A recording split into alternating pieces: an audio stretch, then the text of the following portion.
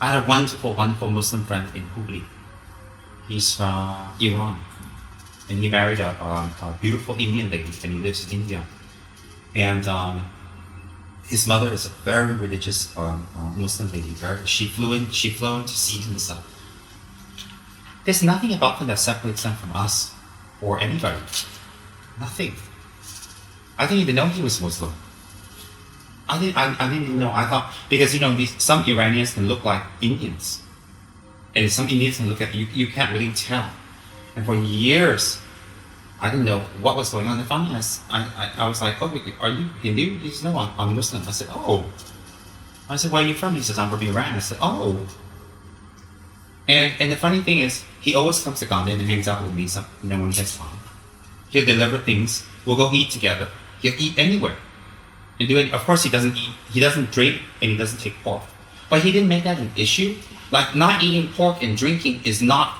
It doesn't make you holy. That is a method for making you holy. That's a method to get to holiness. But not doing that alone doesn't make you holy. And I realized with this person, he's a real Muslim, because there was never even a slight issue about religion. Never. And I used to run around on Huli with my robes on with him. Can you imagine? You know how I got to know him? Because he alright, confession time. I sneak away from the monastery to rent videos and watch videos in the hotel and movie. I know, because we weren't allowed to go to the movie theater, but his holiness never said anything about movies. Not a movie buff. Oh, I ain't the only one. There was a lot of us. I even rented movies once for my teacher to maybe valid, because he got bored after work. But I used to rent a lot of movies from him, and the movies were really horrible because they kept skipping and running, and then the player kept getting dirty, and we couldn't see a picture, or there was a picture with no sounds. So I called him up and I'd scream. I was screaming at the top of my lungs, "I'm paying for this, like blah blah blah blah." He never got angry. He never got pissed off. He would just smile and he would get fixed. And this went on for years, and we became really good friends. Later, I just go borrow money from him. When I was in Hubli, I ran out of money because I had it in the Gambian, and then or if I had something to do, if I had a friend, I would send him to Hubli to do this and this with him and call him up. He was one of the nicest people I ever met in my whole life. Very, very nice. I used to go to his house, and have dinner with him, or have lunch with him and his wife. And his mother visited him from Iran. She was so sweet. She didn't look at. I was in my robes. She didn't look. You're a heathen. She said, "How are you?" And she just. It was. I don't know how to say it. It was everything I know it should be. You're just people. And she sat there. She had her hair covered, and she was old, and she was fat, and she was very sweet, and she was very, very soft. And she had the green mala, a green prayer bead, and she was reciting her prayers. And I opened my big mouth and said, "What a nice prayer bead." She said, "Here, please take it." Because I thought that's a no-no. I'm a heathen, I'm dirty, how can you give something holy to me? And just like she said, "Please take it." And she's not rich. And I said, "No." I said, "Now I understand." Really, those people made me understand that there was no difference between Islam and Buddhism. When you practice correctly, what is that? Clean heart. Kind heart, sharing, giving. I have a lot more to say about them, but it's the truth. And I have a lot of Christian friends in America. There was no issue. No issue out there. It never even came up, "Oh, you're Christian," but you don't even ask, you don't even care. Nothing. And of course, the different types of Buddhism there was no issue. Because I used to go to these interfaith get-togethers with my teacher. There'd be all types of Buddhists there. No issue at all. No, I didn't feel anything. There are more issues about that here than abroad, where the religions actually came from. More here. The first time I heard that you can't eat, the Christians can't eat with the Buddhists, or any non-Christians, was here. The first time. I was like, "What?" "Oh, my daughter converted and she can't eat with us anymore." Converted to what? She converted to Christianity, so we're Buddhists, so she can't eat with us anymore. I said, "Well, why not?" "Because we blessed our food with Buddhist prayers, and her church told her that it would send her to hell if she ate that." I said, "What?" Yeah, that's a nice thing. Have you heard that? Yeah. First time when I came here. I said, "But when she converted, last year or something," and I feel like, so that means all these years she's been eating your food, so she's dirty. So when she converts, she's clean now. I said, but we grow our food from the same land. And the land is not blessed by anyone. So, and then what? A lot of farmers are Muslims and Buddhists and Hindus and all that stuff. So when they grow their crops and you eat it, you're not dirty. I understand. I mean, specific things like against pork and stuff like that, I understand. It might be a cultural thing that time, maybe they had an epidemic or something, you know what? Because in Dharma, they recommend you not to eat fish, eggs, and pork also. It's not you don't go to hell for it, but they recommend you not to. Chicken.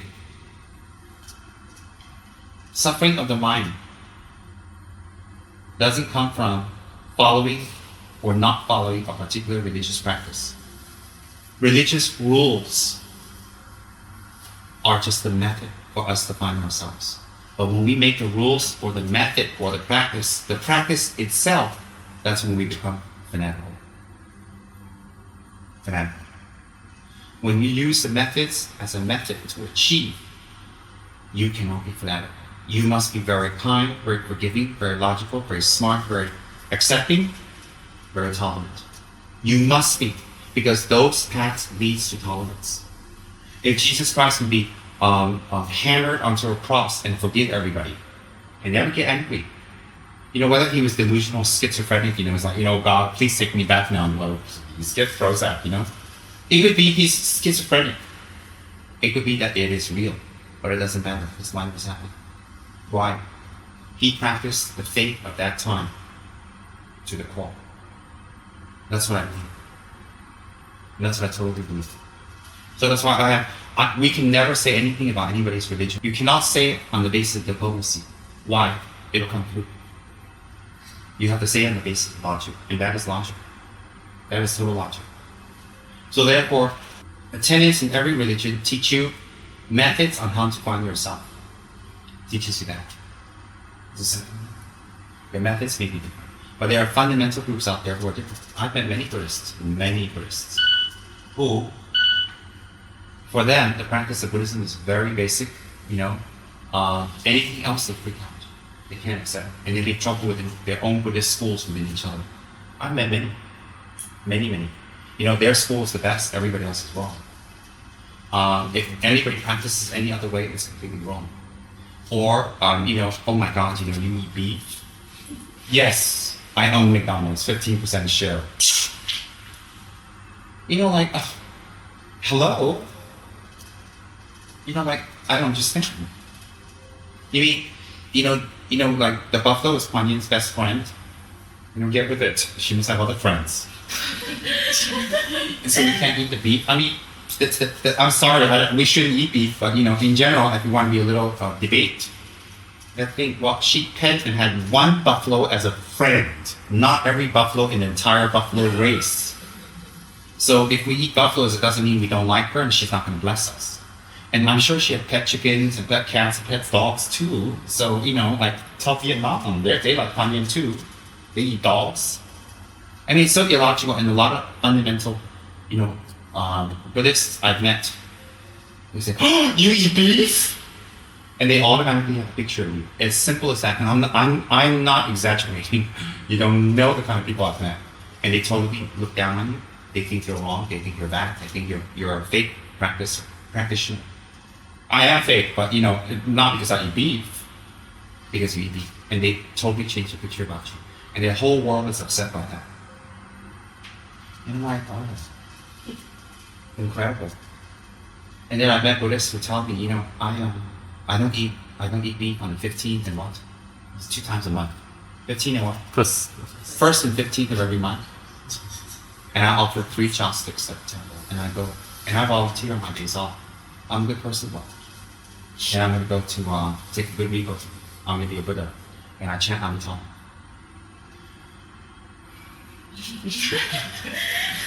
I don't know, I just have so many things to tell them that, that is not bad, but that's not what's going to take you there. And it's everywhere, in every religion, everyone. You know how many Tibetan Buddhists I've met? Oh my God.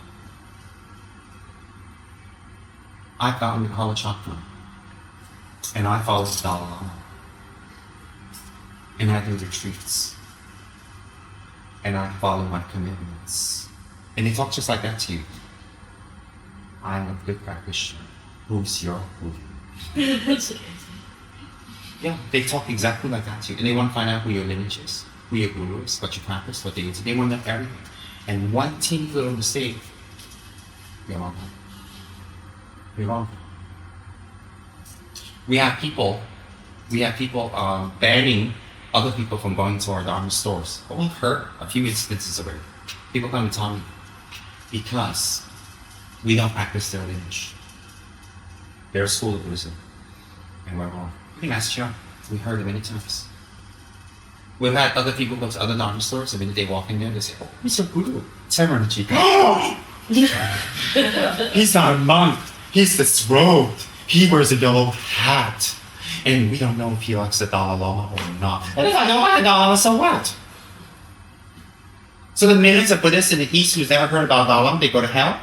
Yes, the Dalai Lama is holy, but if you don't have faith in him or you don't know about him, doesn't mean you're not holy. What about all those people who were practicing Buddhism before Dalai Lama? How about Shariputra Mukhalaya? Shariputra Mukhalaya, they never heard about Dalai Lama during that time, so what? They go to hell too? It's like, duh.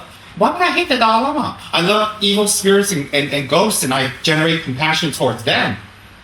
Doing so, we have to give a small offering to the ghosts, right? With the incense. In fact, we have to light the incense light so they can see, because some of them can't see, don't know why. But anyways, we do that way. So how can we love ghosts and spirits and have compassion on them, and we don't love His Holiness the Dalai Lama? Oh, we don't think he likes the Dalai Lama. And I really think he's disrobed.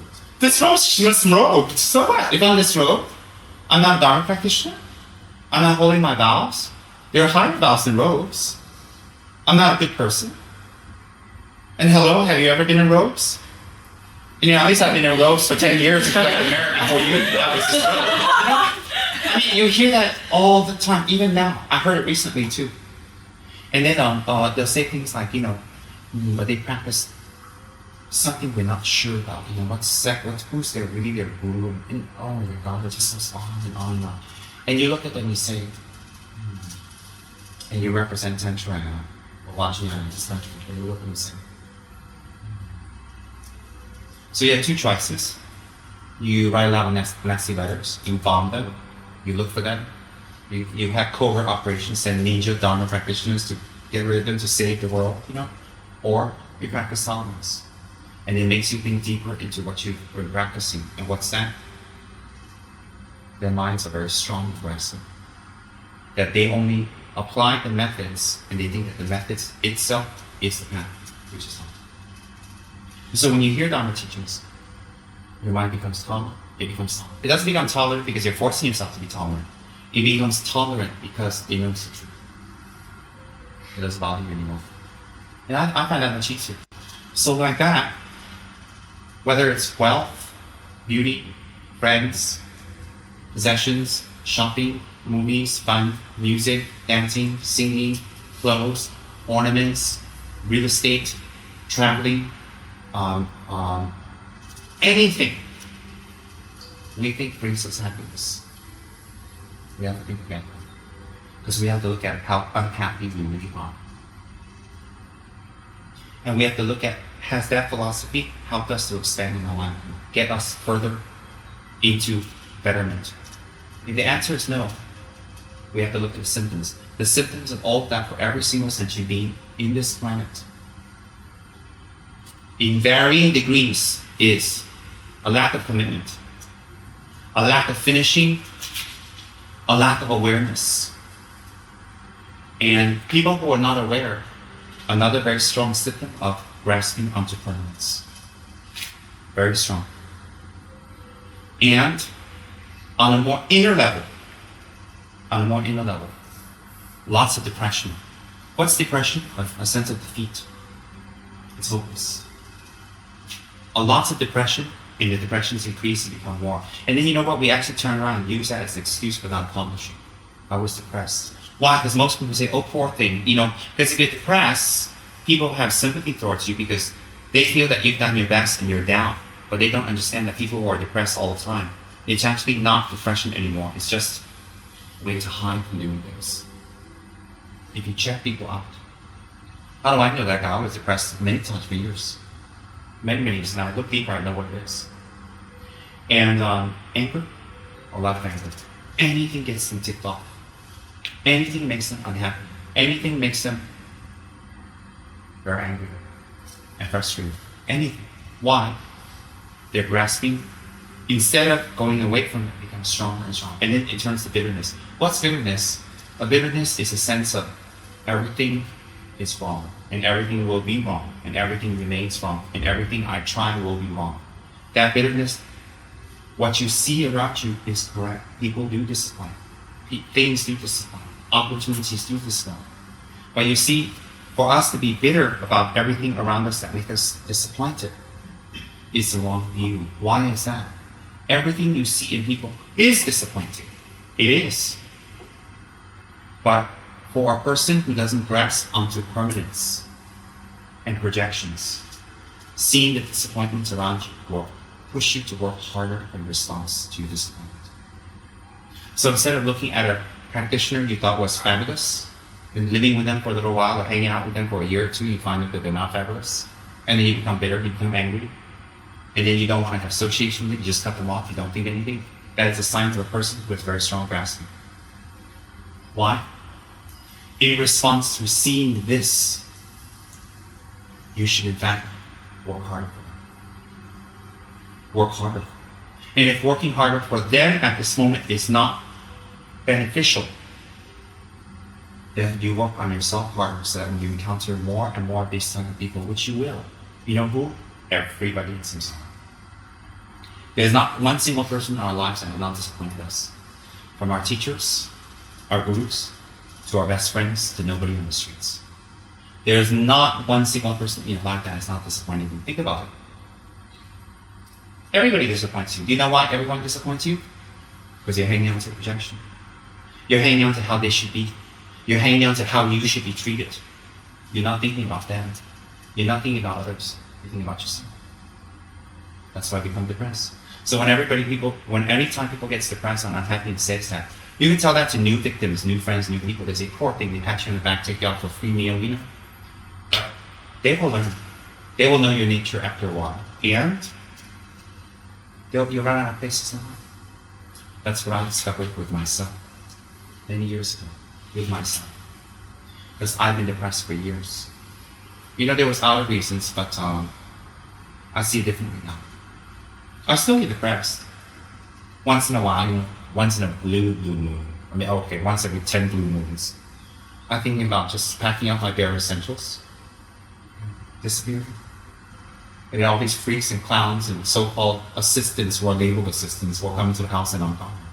Let's tell Rinpoche I want to visit sick days, and then after 1 day, 2 days, 1 week, 2 weeks, it's no SMS, no email, no phone calls. Then all the people who've been unaware will be very aware. All the people who've been lying to me will stop lying. And all the people who break their commitments and break their promises and won't do things well will stop in their regret. And I'll have my ultimate revenge. And I'll be very happily depressed, living somewhere. Because like I told her, once every 10 moons, all right, 9, I think, and I plot where to go, where to hide out. But of course I would do it when I'm skinny. Nothing worse than going to Thailand and then they tell you, when you're looking for a pair of jeans, I hate them. They did that to me 3-4 years ago because I was big as a boat. Everywhere I went, I was looking for clothes. They couldn't speak English.